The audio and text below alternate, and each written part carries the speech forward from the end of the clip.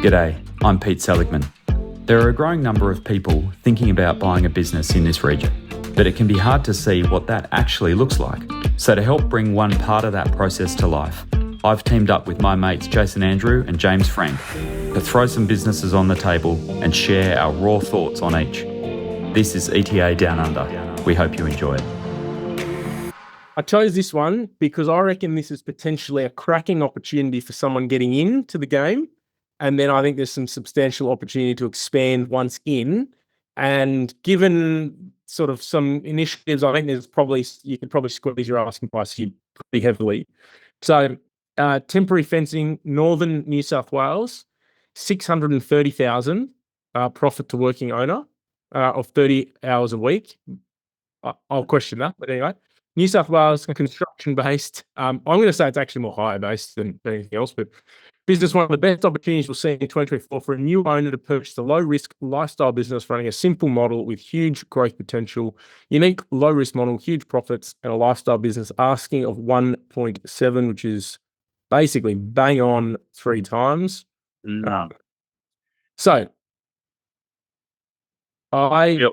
feels high. I'm a very big fan of hire businesses and currently advise a number of very big businesses in the hire space.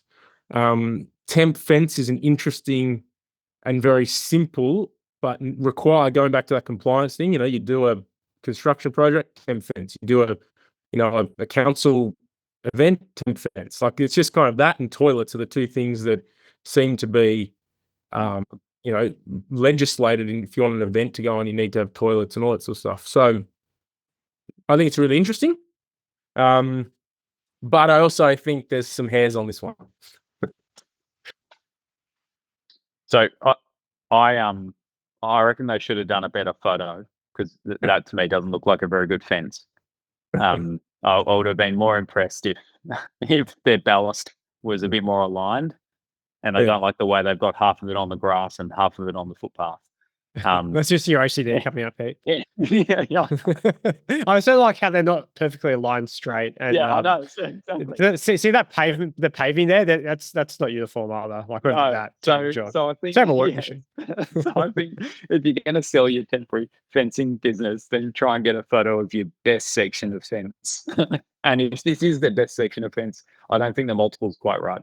No, I agree. I really like the fundamental of the business, and I like the whole kind of that whole sector. I think there's a lot of stuff that you can do to also just improve the way in which those businesses operate, both even right the way down to online and e-commerce and all sorts of stuff. Like really, make that customer experience like super swift. So there's probably a whole bunch of things you can do. Obviously, kind of capital and what you do logistically in terms of storing and moving and all that sort of stuff, the product. I like the idea of it. Asking price seems very high, but we'll get into the detail. So I don't know much about hire businesses, and I know that the EBITDA margins always look great and they should, because in theory, you spend the CapEx once and then you just rent it out, and it shouldn't cost you much to maintain that asset, right? So one thing, and maybe James or Pete, you can enlighten me, like how much of a hire business's P&L is labor / installation / logistics versus like the actual CapEx of the fence? That's one thing I never quite knew. I don't understand, because I've seen scaffolding business P&Ls, and I always envisioned scaffolding to be functionally like hire businesses. Am I thinking the same? Am I thinking the right way, or am I completely wrong?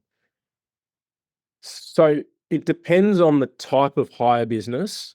So like, for instance, fence is a non-perishable, non-serviceable hire business. That is, you don't have a diesel engine that you have to service, right? So in theory, the lifetime of service for a panel of fencing should be substantially longer than a lifetime of service for, say, an excavator, right? And therefore the costs associated. It's a low cost item, but again, if you've got it, you hire it.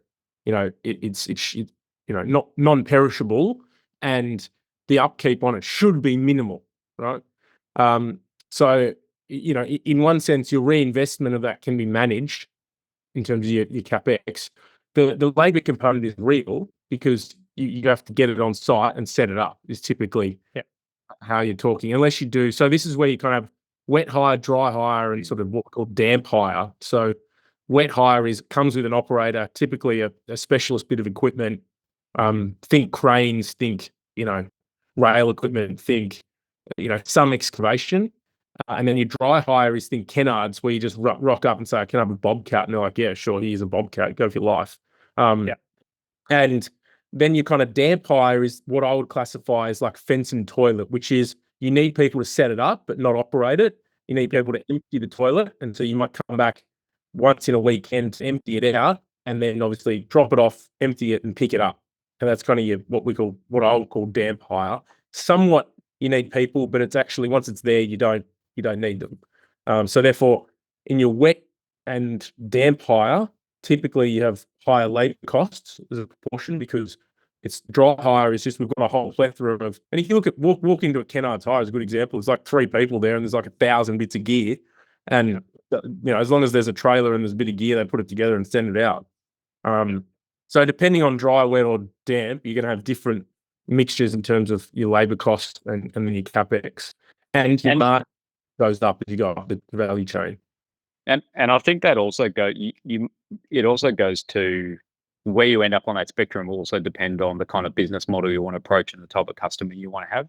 So like, often, at one end of the spectrum, you could have a fencing business like this where the majority of its customers are actually builders and those kind of people. And they just want to come and pick up 15 panels of fencing, put it on their truck and head off the site, right?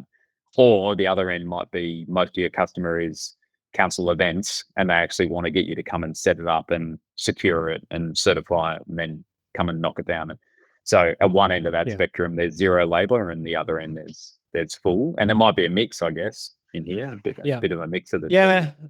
Interesting, because the thing that always got me curious about like hire businesses generally is like, what's the defensibility of them? Because if your value prop is, we have lots of fences, it's like, well, surely, 100 meters of fence isn't that difficult to procure, even secondhand. To your point, they're not. It's literally just steel.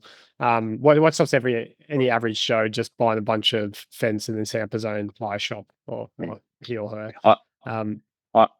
I reckon that's the customer experience piece, which would be your opportunity to stand apart.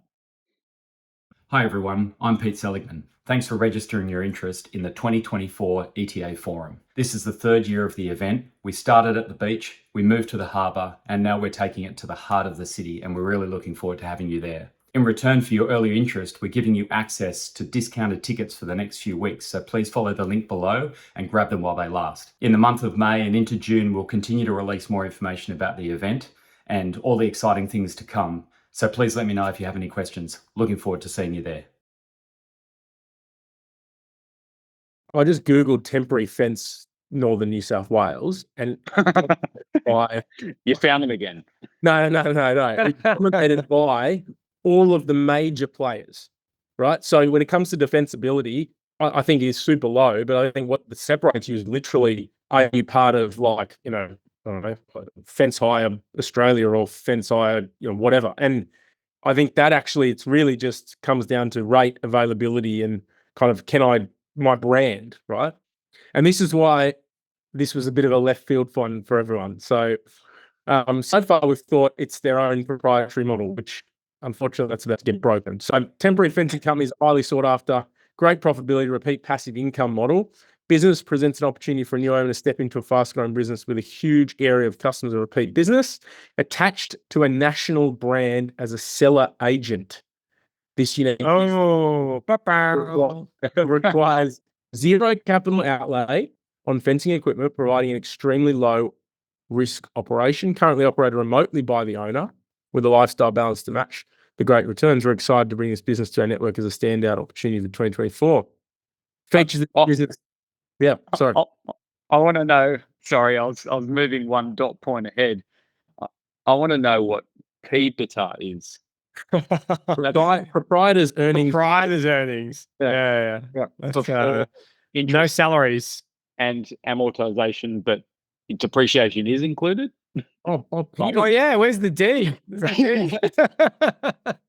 So yeah. it's a whole Pep- new one. pep- You're going to need to make some new t-shirts, Jace, because this Yeah. you've got this particular metric.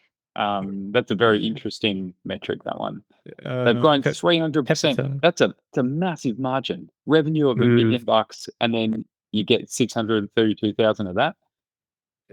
Yeah, how much is the owner's salary though? Like, that's probably with Pepita, the PE size up the price's earnings is like, but like if the whole business is you, that's basically a profit, But what I don't, this is I'm struggling my head around this now. Again, I sort of read it in more detail. Is you've got low, doesn't say no capital, requires zero capital outlay. Yeah. But then you've got P&E, plant equipment of 210. Yeah. What's it? Yeah, it's odd. Like and so again, like going back to the feasibility thing, I go to a business like this and like, cool, you want me to give you 1.7 mil? Like, what am I actually buying? Like you're saying, there's only 200K worth of like steel fencing. The rest of it's just contracts. Well, maybe not even contracts, just like a bunch of leads and whatever. Repeat customers. Like what stops getting a bunch of mates together and like, let's start a temp fencing business and give it a crack, But also it says there's no requirement to tie up cash in fencing. So it's like because they're part of the national brand, they get access to that brand stock. Must be like a franchise model or something. Is that passive? Like agent. I want to be careful, not a franchise, I've been an agent. So the way I see this is you buy the trucks, which would be the 210 of P&E, plant equipment. So that'll be, maybe a couple of trucks and a ute or something like that. You get access to our fencing stock.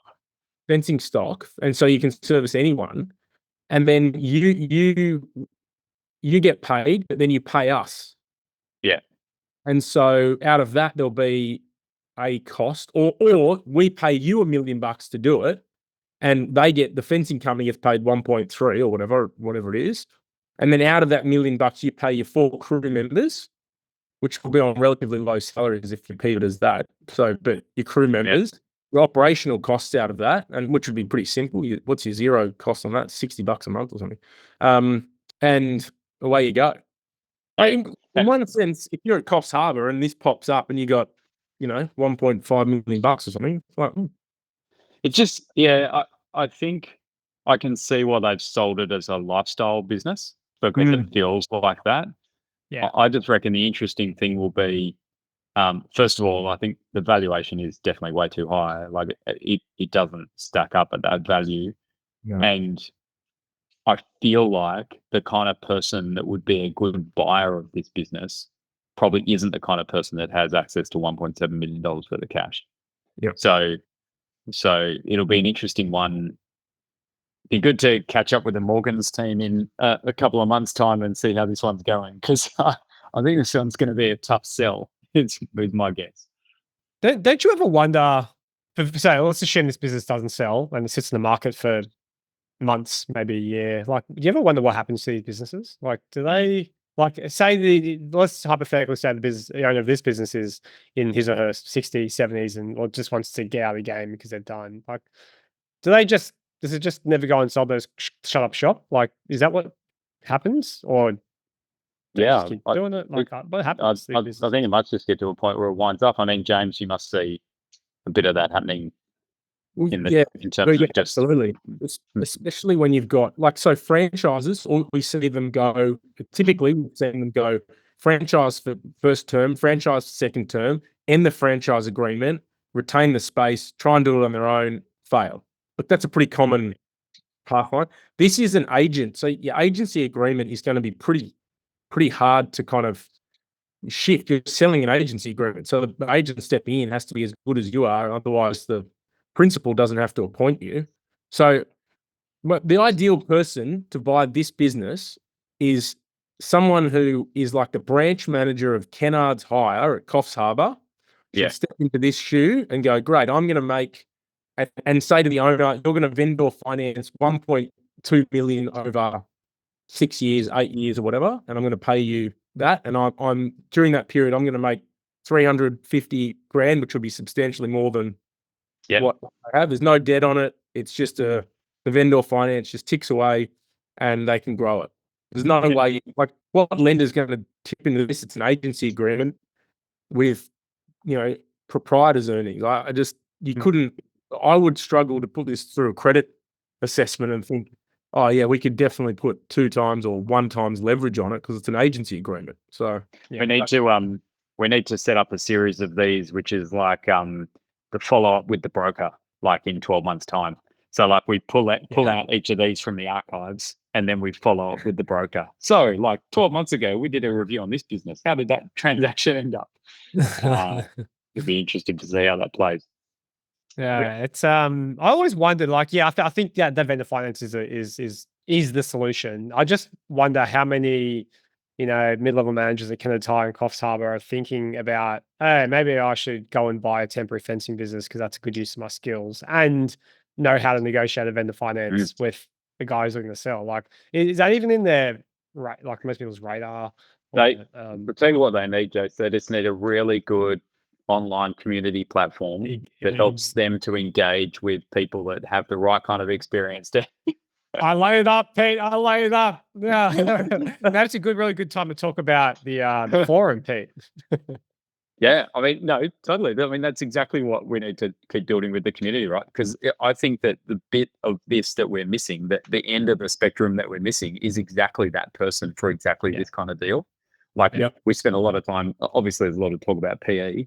And now we've started to actually have a better conversation around kind of the 1 to 5 million of earnings type business and the kinds of people that can execute that. Yeah. So there's this whole, there's heaps of businesses like this that are like in the 200 to 800 of earnings that actually should be a really capable, mid-30s, like tradie or like manager of a local store or whatever else. And they do have the capability to run something like this. They just need the network to be able to work out how to get their hands on it. For sure. So yeah, that's why the community needs to grow, because that's what's going to help those people get into there, but also owners like this actually get out. No one else is going to buy it. No. But the reality is, if you're in, I don't know if this is Coffs Harbour, let's assume it is, and you're earning 400 grand a year in Coffs Harbour, that's a bloody good clip. So that's 1%, mate. You're in top 1%. Yeah. So the benefit is significant. It's just the matching, the kind of, I'm prepared to do this, vendor, are you prepared to do this? And if you match the two up, then you're both of you will end in a good, you'll get a good amount of interest on your $1.3 million over 10 years or whatever it is.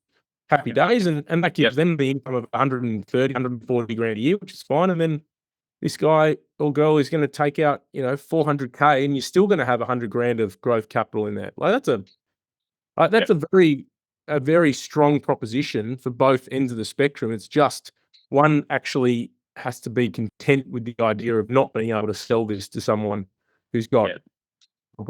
The other person this might suit, and maybe this is drafted this way, is your kind of classic, you're semi-retired moving into the area from Sydney.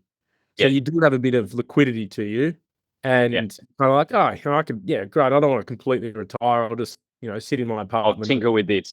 Yeah. It's just like 1.7 mil. That's like only half a house in Western Sydney. That what a bargain. I can buy cash flow for half a house. half a 2-bedroom terrace. You clearly don't know Western Sydney, mate. There's no way we could buy a cash flow. We'll just buy another house. It's just like property. Awesome. All right, that's good. Thanks for listening. I hope you enjoyed it. If you want to learn more, please hit us up on LinkedIn. You can find all 3 of our profiles in the show notes below. And stay tuned for the next episode.